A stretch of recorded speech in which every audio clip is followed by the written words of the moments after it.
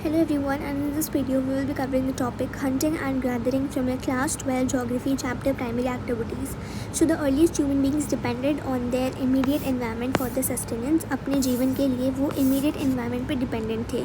दो तरीके से dependent थे. First the animals which they hunted, और दूसरा जो भी plants जो हम खा सकते हैं edible plants और वो कहाँ से कलेक्ट करते थे. They used to collect that from the forest in the vicinity. जो उनके आसपास में जो भी फॉरेस्ट होता था वहाँ वो जाते थे.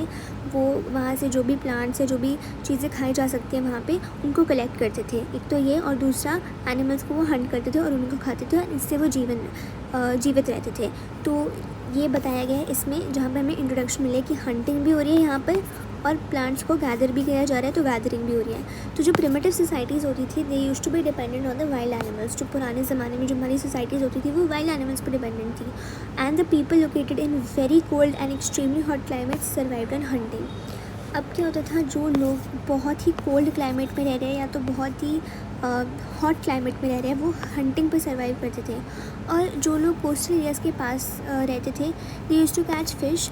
लेकिन अगर आप अभी देखते हो तो फ़िशिंग जो है वो मॉडर्नाइज्ड हो चुकी है due to the technological progress. नई स्पीशीज़ अभी तो एक्सटेंट हो चुकी है या फिर एक्सटेंट होने के बिल्कुल तौर पे है, एंडेंजर्ड है. क्यों? Because of illegal hunting and poaching. फ़िलहाल तो इट इज़ बैंड है ना, बट जो अर्ली हंटर्स होते थे वो प्रिमिटिव टूल्स का यूज़ करते थे जो इतने ज़्यादा डेवलप नहीं होते थे. बहुत सिंपल टूल्स होते थे which were used to be made of stones, twigs and arrows. तो जो नंबर ऑफ़ एनिमल्स जो किल्ड होते थे वो कम होते थे.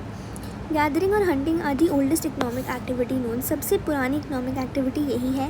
These are carried out at different levels पर different orientations.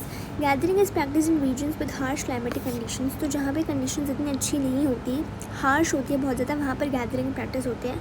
And it often involves primitive societies जो कि एक्सट्रैक्ट करती है both plants and animals to satisfy the need for food, shelter and clothing. अब ये जो एक्टिविटी है इसमें बहुत ही कम अमाउंट ऑफ कैपिटल चाहिए होता है और ये बहुत ही कम लेवल ऑफ टेक्नोलॉजी पे ऑपरेट कर लेते हैं. यहाँ पे जो यील्ड होता है per person it is very low and little और no surplus is produced. Yield per person मतलब कि जो आउटपुट प्रोड्यूस हो रहा है at the end per person के हिसाब से बहुत कम है. और यहाँ पे से कोई सरप्लस प्रोड्यूस नहीं होता. वो अगर होता भी है तो बहुत कम होता है, वेरी मिनिमल अमाउंट. इसके अलावा आप देखते हो कि गैदरिंग कहाँ कहाँ पर प्रैक्टिस की जाती है.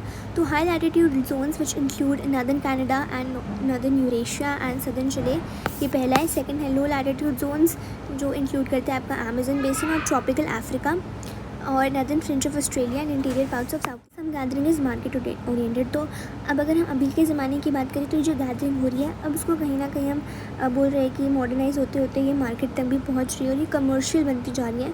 तो गैदरर्स क्या करते हैं, वो वैल्यूएबल प्लांट्स को कलेक्ट करते हैं जैसे कि leaves, barks of trees, medicinal plants, और इनको सिंपल सी प्रोसेसिंग के बाद इन प्रोडक्ट्स को सेल कर देते हैं मार्केट में.